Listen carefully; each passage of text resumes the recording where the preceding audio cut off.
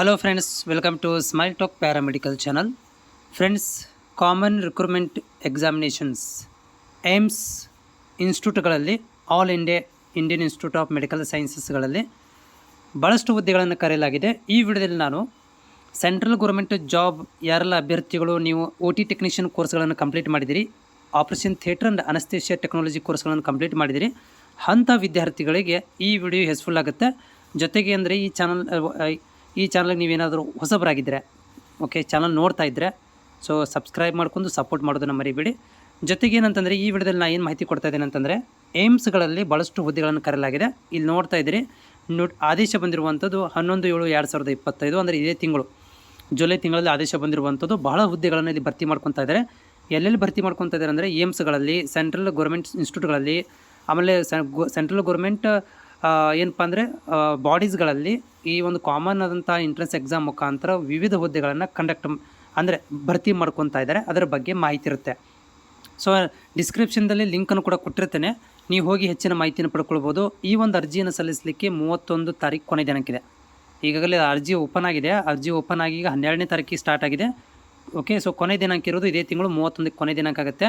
ಆಮೇಲೆ date of status accepted, ಅಂದರೆ application accept ಮಾಡ್ಕೊಳ್ಳೋದು 7/8/2025ಕ್ಕೆ ಅಕ್ಸೆಪ್ಟೇಷನ್ ಆಗಿದೆಯೋ ಅಂತ ಗೊತ್ತಾಗುತ್ತೆ. ಆಮೇಲೆ ಅಡ್ಮಿಟ್ ಕಾರ್ಡ್ಗಳನ್ನು, ಅಂದರೆ ಎಕ್ಸಾಮ್ ಕಂಡಕ್ಟ್ ಮಾಡ್ತಾರೆ, ಕಾಂಪಿಟೇಟಿವ್ ಎಕ್ಸಾಮ್ ಇರುತ್ತೆ ಇದಕ್ಕೆ. So as per the schedule examination, scheme of examination ಮೇಲೆ ಡಿಪೆಂಡ್ ಆಗುತ್ತೆ. ಆಮೇಲೆ ಕಂಪ್ಯೂಟರ್ ಬೇಸ್ಡ್ ಎಕ್ಸಾಮನ್ನು ಆಗಸ್ಟ್ 25ರಿಂದ ಆಗಸ್ಟ್ 26, ಇದು ಟೆಂಟೇಟಿವ್ ಡೇಟ್ ಅಂತ ಕೊಟ್ಟಿದ್ದಾರೆ. 25-26 ಆಗಸ್ಟ್ ಮಂತಲ್ಲಿ ತೊಗೊತೀವಿ ಅಂತೇಳಿ. ಆಮೇಲೆ ಸ್ಕಿಲ್ ಟೆಸ್ಟನ್ನು ಕೂಡ ಕಂಡಕ್ಟ್ ಮಾಡ್ತಾರೆ. ಇಲ್ಲಿ ನಿಮಗೆ ಕಂಪ್ಯೂಟರ್ ಬೇಸ್ಡ್ ಎಕ್ಸಾಮು ಮತ್ತು ಸ್ಕಿಲ್ ಟೆಸ್ಟ್ಗಳನ್ನು ಇಲ್ಲಿ ಕಂಡಕ್ಟ್ ಮಾಡಲಿಕ್ಕೆ ಡೇಟ್ಗಳನ್ನು ಮುಂದೆ ತಿಳಿಸ್ತೀವಿ ಅಂತ ಹೇಳಿದ್ದಾರೆ. ಸೊ ನಾನು ಡೈರೆಕ್ಟಾಗಿ ಏನು ಮಾಡ್ತೀನಪ್ಪ ಅಂತಂದರೆ, ಇಲ್ಲಿ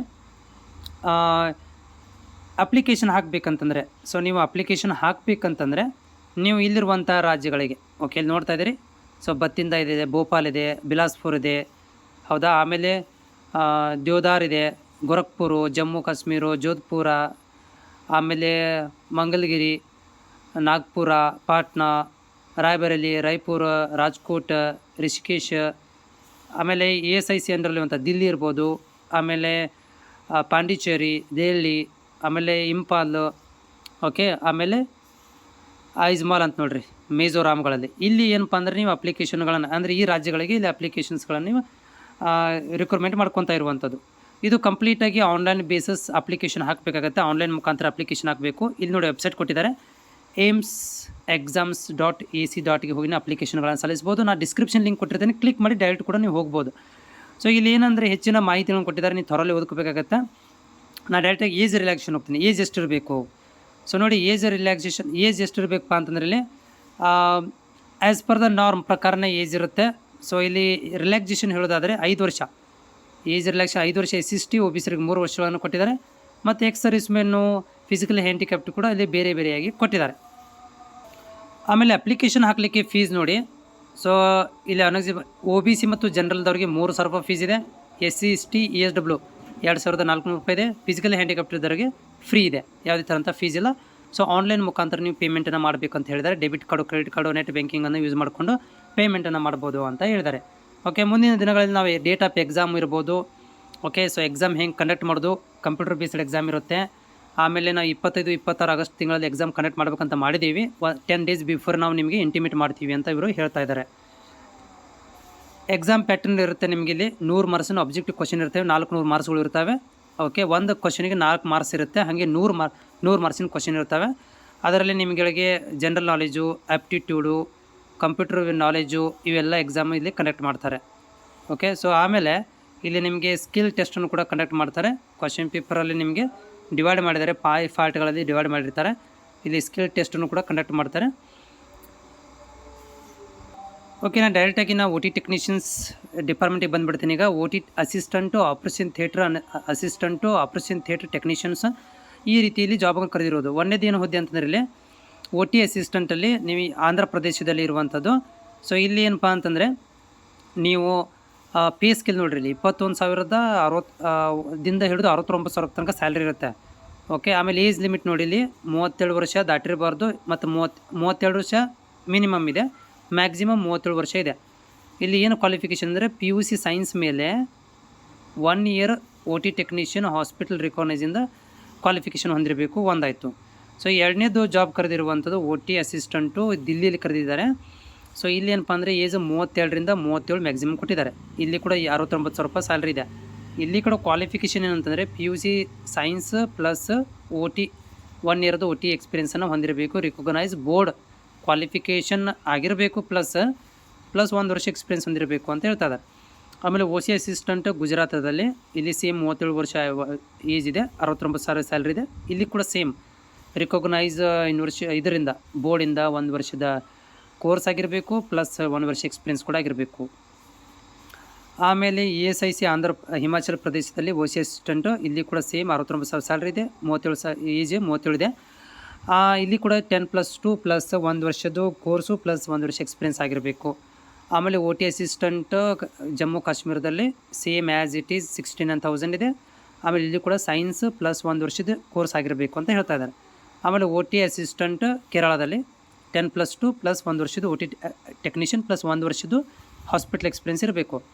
ಮತ್ತು OT ಅಸಿಸ್ಟೆಂಟ್ ಮಹಾರಾಷ್ಟ್ರದಲ್ಲೂ ಕೂಡ ಸೇಮ್, ಇಲ್ಲಿ ಕೂಡ ಸೇಮ್ ಪೇ ಸ್ಕೇಲ್ ಮತ್ತು ಏಜ್ ಇದೆ. ಆದರೆ ಇಲ್ಲಿ ಕೂಡ ಸೈನ್ಸ್ ಪ್ಲಸ್ 1 ವರ್ಷದ್ದು OT ಟೆಕ್ನಿಷಿಯನ್ ಪ್ಲಸ್ ಎಕ್ಸ್ಪೀರಿಯನ್ಸ್ ಆಗಿರಬೇಕು. ರಾಜಸ್ಥಾನದಲ್ಲೂ ಕೂಡ ಸೇಮ್ OT ಅಸಿಸ್ಟೆಂಟ್ ಇದೆ.